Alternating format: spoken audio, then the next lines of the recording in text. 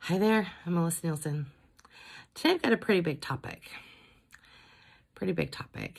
I'm going to just sort of peel back some layers here a little bit.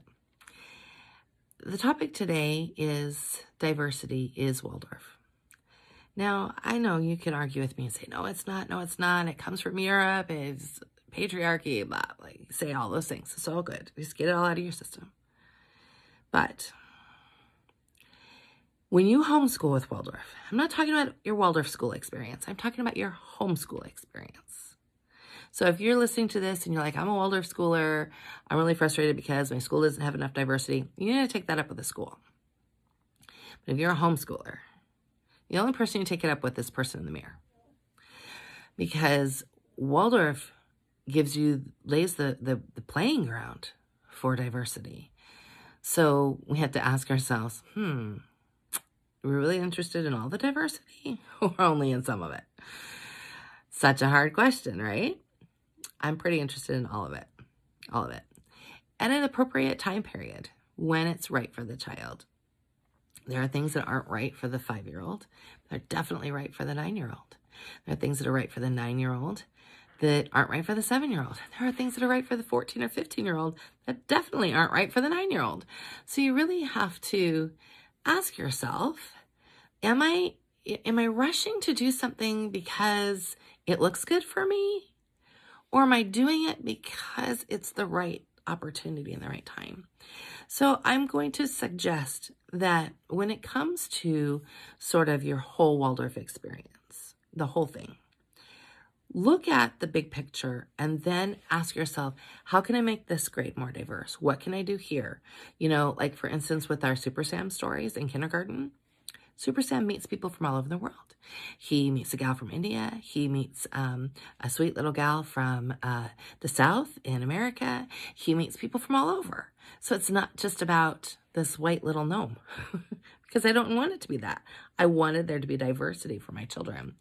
And those characters come and live in his forest and he has fun with them, because they should be part of your everyday life, right? So pick stories that you can organically bring in for that young child.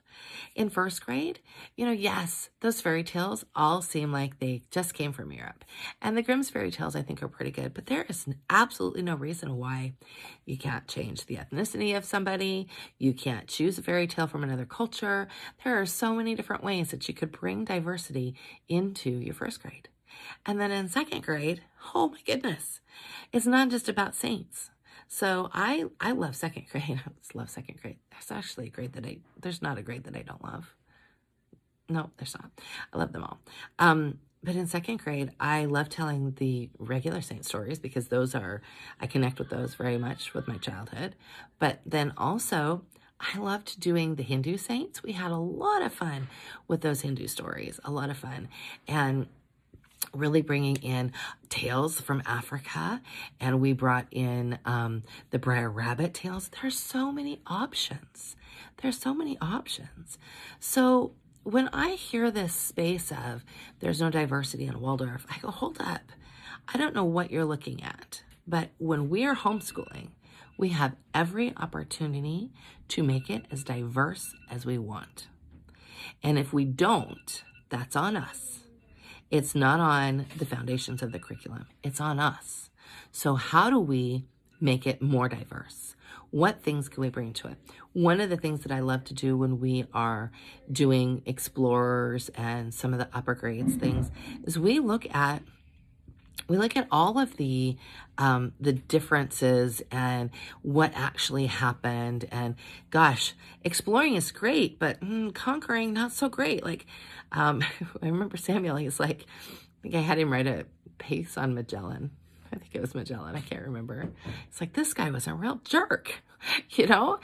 I want our children to see those things, warts and all, not just this idea of conquering, right? Which might have been where they would have focused years ago in a Waldorf classroom. It's not where they should be focusing now. And it's definitely not what you should be focusing on at home. At home, we want to give a more balanced view. And often people just throw all of Waldorf out and go, ugh, I can't do that because it doesn't meet the needs of my child. Well, actually it does. You just have to be conscious about it. You have to know how you're bringing things and when you're bringing them. And, if you've ever got questions, hop over and ask us in the Ask Melissa and Eric group. We're happy to give you our thoughts and opinions. And granted, I agree. It's just a thought of one white woman that lives in Arizona. It's just my opinion. But I've studied this for a long time. And I feel like there are some pieces that are really important to bring. And you have a perfect ground to bring them. Perfect ground, and you can bring them in a beautiful way. So it doesn't feel like it's shoehorned in. It feels like it's organic. It's part of your life, right? And that's really what I tell people, when it comes to anti-racist stuff and it comes to sort of understanding diversity of the world, it has to be part of your family culture in order for your children to assimilate living that way. In order for them to understand this space that in your head you've got down, right? That you think in order for it to really stick, it has to be part of your everyday. It has to be part of your culture. So what's your family culture? Because if your family culture is outwardly about continually seeking information and stories about others, then that's what will shine through in your homeschooling. But if it's not, if it's like, oh, I'm going to pull this story in because I think I got to try to be anti-racist. No. Yeah, that's a start, but really you want to have that sort of culture, family culture all the time.